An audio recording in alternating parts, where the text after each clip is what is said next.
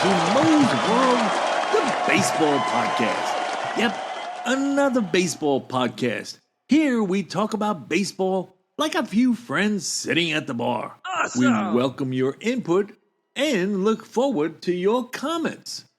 Season 3, Episode 15, AllStar Wrap-Up and more. Okay, we're going to dive into the All-Star game and some of the players and try to sort out some of the hot and cold teams of late. Let's get started.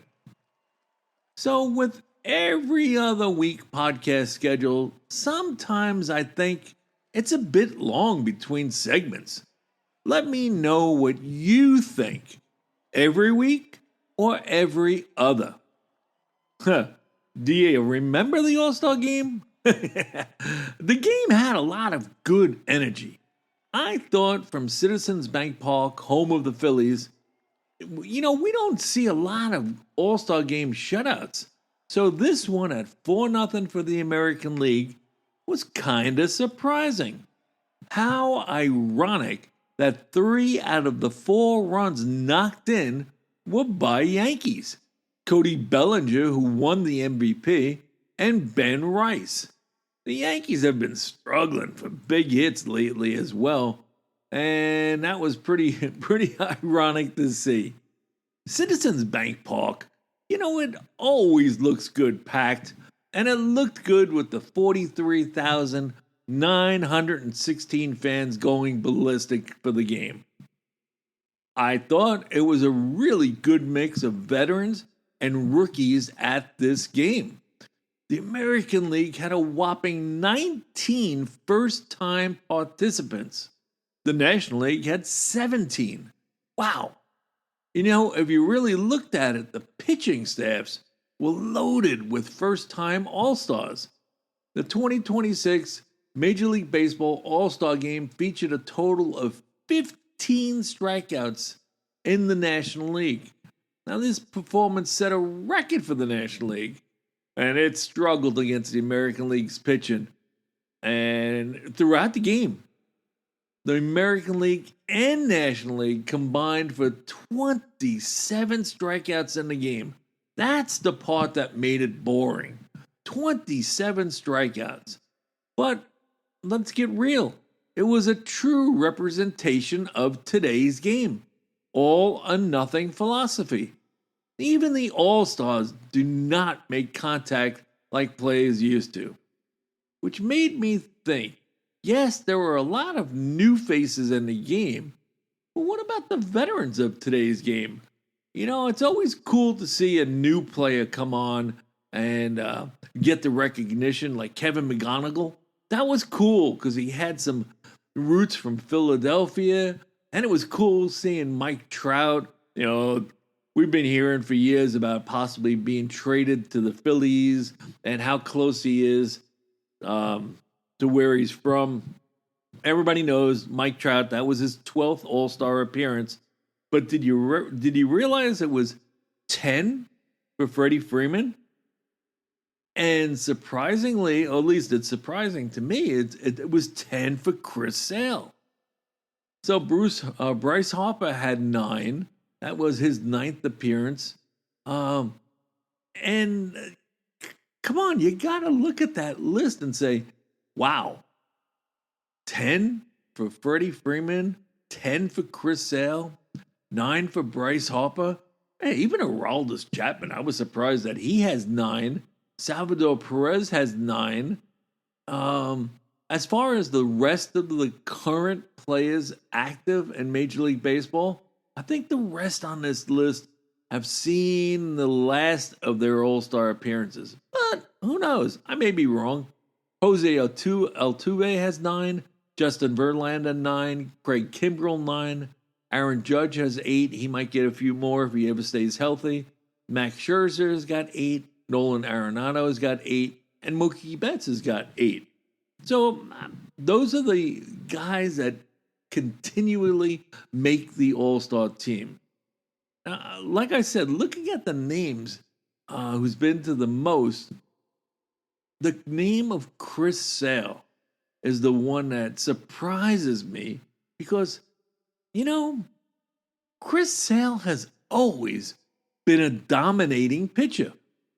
He was just injured so much in the part of his career with the Red Sox. 7 years with the Red Sox, and he only made over 30 starts once.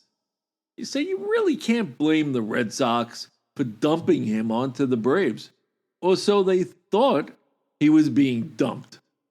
Now, he's always had swing and miss stuff, though, so that continues to be impressive. His resurgence with the Braves has a lot to do with today's all or nothing approach as well. Tend to see a theme here once again. In his 3 years with the Braves, he's only thrown 407 innings, but he's only given up 329 hits, and he has 513 Ks in those 407 innings. That's pretty dominating. You want to laugh, though? 2016, Chris Sale with the White Sox still threw 226 innings, and he had, ready for this, 6 complete games. There's that number that's absurd of, nobody even talks about it. Complete games. Wow, it's really no surprise, though, that Chris Sale is now a 100-pitch, 5 or 6 inning pitcher, as opposed to that 2016 year of throwing an average of 7.06 innings per start. At age 37, the Braves need Chris Sale, and currently he's throwing 5.83 innings per start. The Braves will take it as much as he can last. Now, in his career, from age 21 to 27, the years with the White Sox, he was 74 and 50 with a nice 3.0 ERA. When he went to the Red Sox, his ages 28 to 34 years, his 6 years there produced a 46 and 30 record with still a nice 3.27 ERA. But what the hell happened when he came to the Braves at age 35? His third year with the Braves, so far, he's 35 and 14 with a microscopic 2.36 ERA. You gotta wonder, do you think Chris Sale rethinks the wasted years with the Red Sox? His first year with the Red Sox, he threw 214 innings and he led the league, and it was another impressive season. He came in second in the Cy Young voting, and he led the league in strikeouts with 308 Ks. But he only averaged 111 innings pitched with the Red Sox. And that doesn't include the entire season of 2020, which he didn't play at all because of injuries. Now, Chris Sale has led the league in 22 pitching categories throughout his career. That is a Hall of Fame player. So let's continue to watch Chris Sale pad his stats as he and the Braves look forward to hopefully making the postseason this year. Now, the players that we talked about as far as standing out for AllStar selections, Freddie Freeman and Bryce Harper. Now, if you're new to the podcast and you don't realize about one of the popular ones we had from season 1, that was Mike Trout.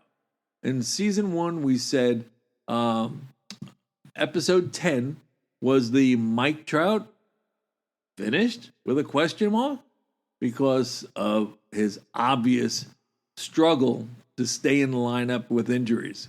So check that out if you haven't already. But let's look at these two players. Freddie Freeman has led in 15 offensive categories throughout his career, and Bryce Harper has led in 19. Now, Freddie Freeman really has never had what we would define as a career year. He was consistent year in and year out. But Bryce Harper, he did have a career year. I can't speak. In 2015, when he was with the Nationals, he was outrageous that year. Check it out. But looking at these two over their entire career, you can't compare players any closer than this. Freddie looks like he's on top right now in WAR at 66.7 to 55.7 for Bryce Harper. Games, Freddie has got 2279 and Bryce Harper is 1888. Hits. Freddie Freeman should have the opportunity to get 3,000 hits in his career. He's got 2540. Bryce Harper has got 1894. Home runs.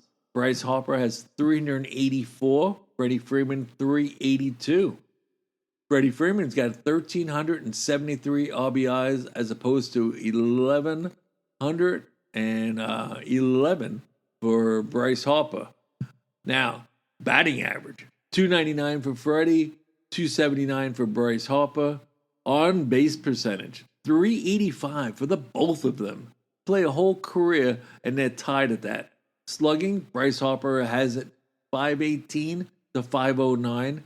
OPS, Bryce Harper is at 903, Freddie at 895, and OPS plus, Freddie Freeman is at 142, Bryce Harper at 141. These players, they are intertwined all throughout the years, especially when Freddie Freeman was with the Braves and battling the Phillies in the same division. How many times that they met and came, into each other's ballpark. I know for a fact it's hysterical. It was just in the news recently about Bryce Harper kind of getting pissed off over all the booing, but what the hell? He should love it because the Braves boo him because he kills the Braves. And, that's a definitive thing. Getting booed in an opposing team's park. You gotta love it, right, guys? So, these two All-Stars are going to be battling each other all the way to Cooperstown. Their careers are so similar. Who do you think, though, is better? Now, winning streaks in All-Star games, and that made me think with this really good performance from the American League's pitching staff. But are you old enough to remember the dominance of the National League over the American League? The cycles of the All-Star dominance is pretty wild. I mean, let's see, the National League had a streak of 11 games in a row in the 70s, and then the American League in the 2000s had a 13 games winning streak. Geez, from 1960 to 1980, the National League won every game except for 2 wins by the American League. They were 21-2 over 20 years that the National League dominated. And as we always say, things go in cycles. From 2000 to 2026, so that's 26 years, the American League currently is 22-4. Amazing. Runs in cycles, right?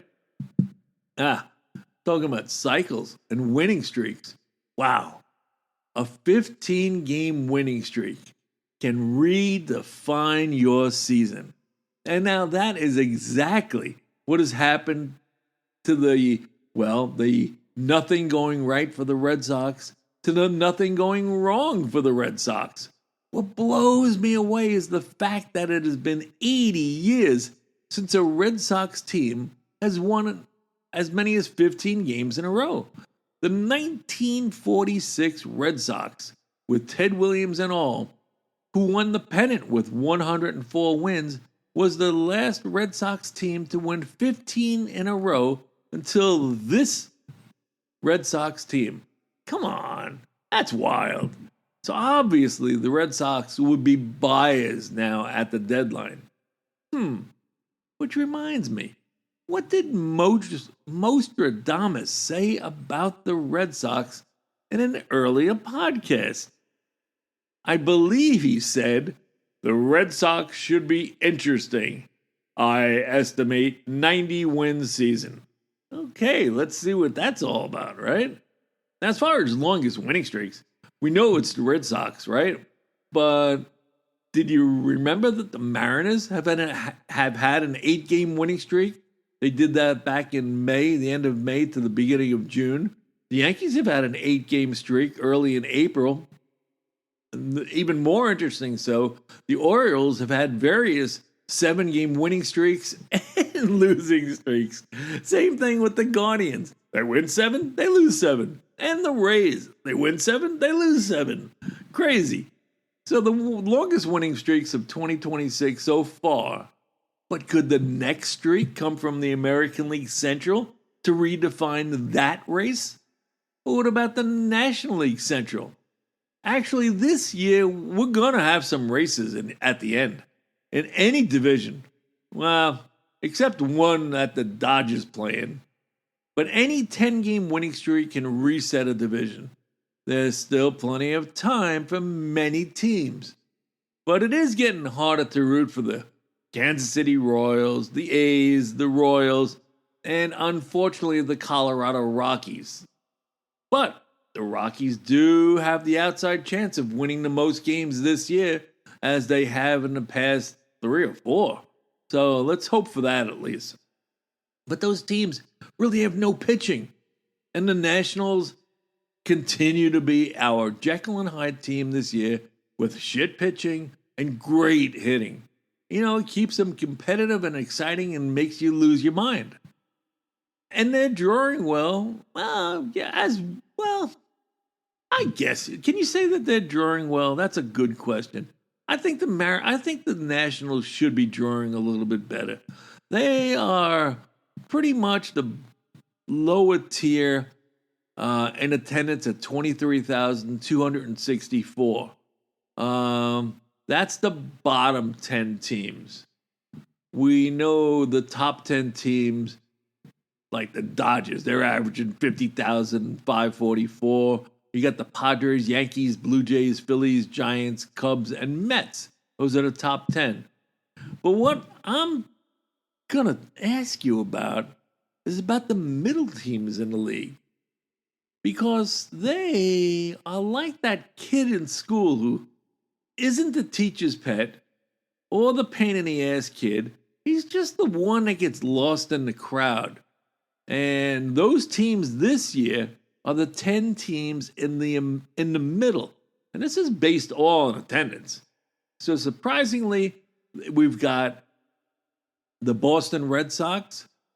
They've drawn 34,290 so far.